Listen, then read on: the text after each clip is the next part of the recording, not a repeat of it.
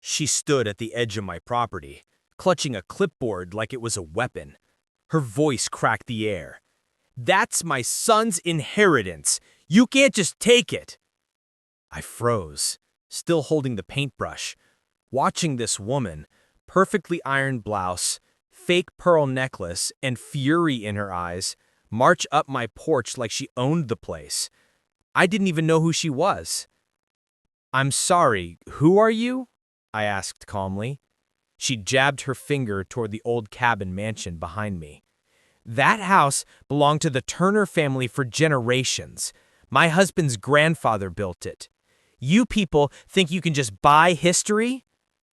Her words hit weird. You people?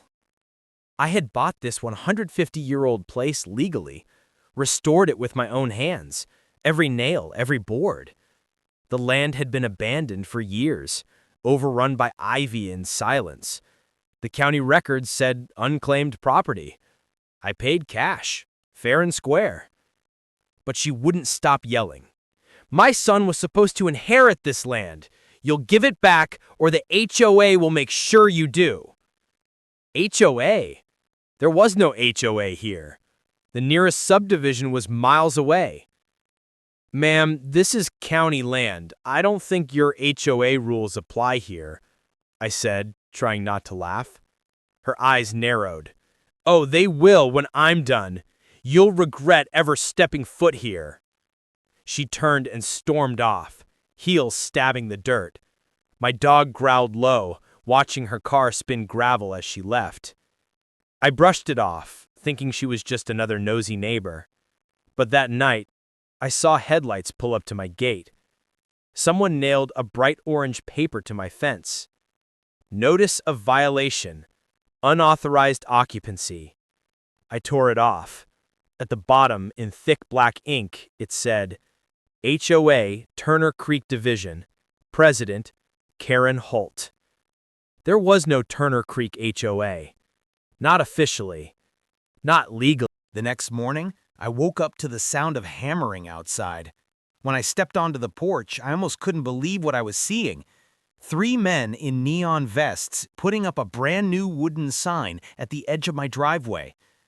Property of Turner Creek HOA. Trespassers will be prosecuted.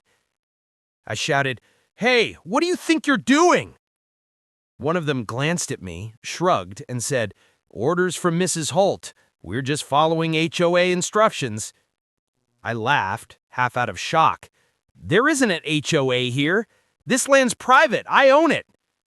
They exchanged looks, then one of them muttered, "You can take it up with the office." That's when Karen's white SUV rolled up. She climbed out, wearing oversized sunglasses and that same smug smile. "Morning," she said sweetly.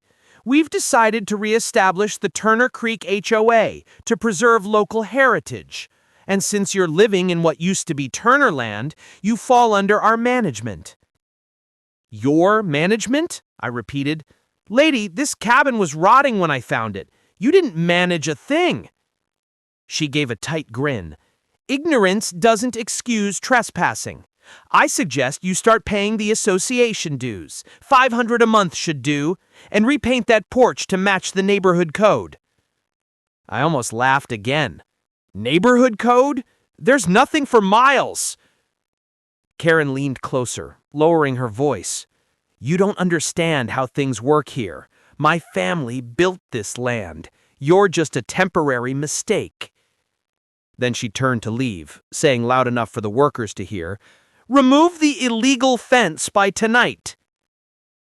My dog barked furiously as she drove away, and for a second I felt something cold settle in my gut.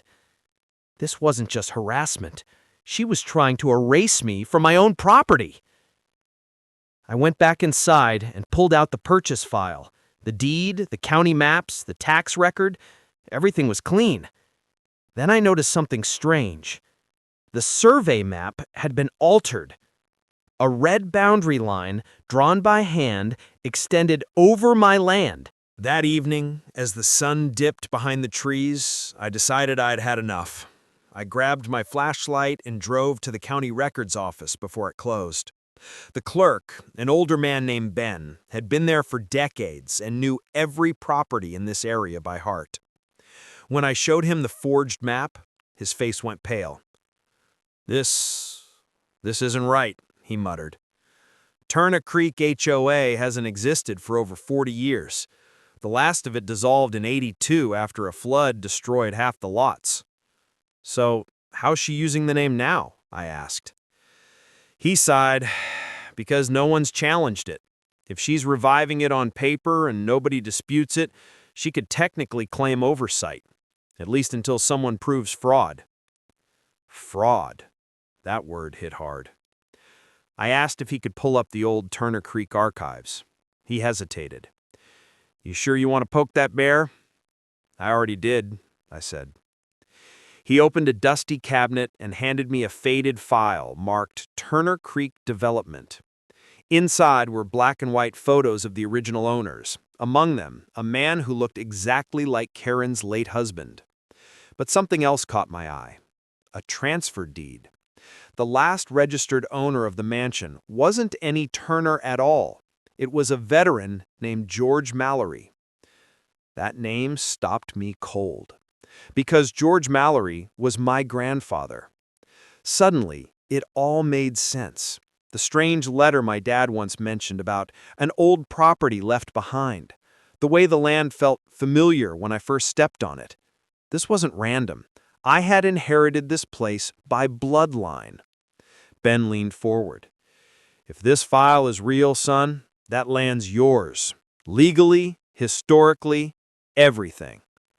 But before I could respond, my phone buzzed. Motion alerts from my security cameras. Karen's SUV, headlights cutting through the dark. She was on my property again. And this time, she wasn't alone. I sped back down the dirt road, heart pounding, headlights bouncing off the trees. When I turned into the driveway, my stomach dropped.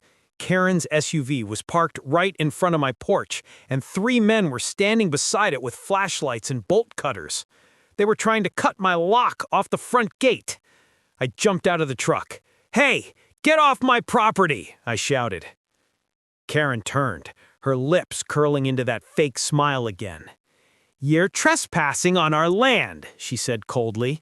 "My lawyer confirmed the Turner Creek HOA has jurisdiction here now. We're reclaiming what's rightfully ours." I laughed bitterly. "Yours? Lady, this house belonged to my grandfather, George Mallory. I have the original deed from 1946. This land never belonged to your family. It belonged to mine." Her smirk faltered for a second, but she recovered fast. "Forgery! I'll have you arrested." I held up my phone. "Maybe tell that to the sheriff. He's on his way." Her confidence cracked. You called the cops?" I stepped closer, keeping my voice steady. "No, Karen. The real cops. The ones your fake HOA can't boss around." She tried to wave off her men, but it was too late. Red and blue lights flashed through the trees.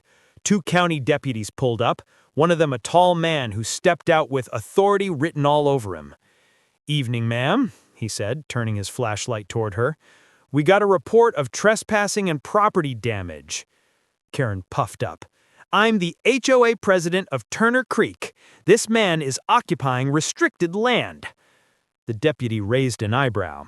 "Funny, because Turner Creek dissolved in 1982, and this property here," he flipped open a folder, "belongs to Mr. Mallory. That's been confirmed by the county."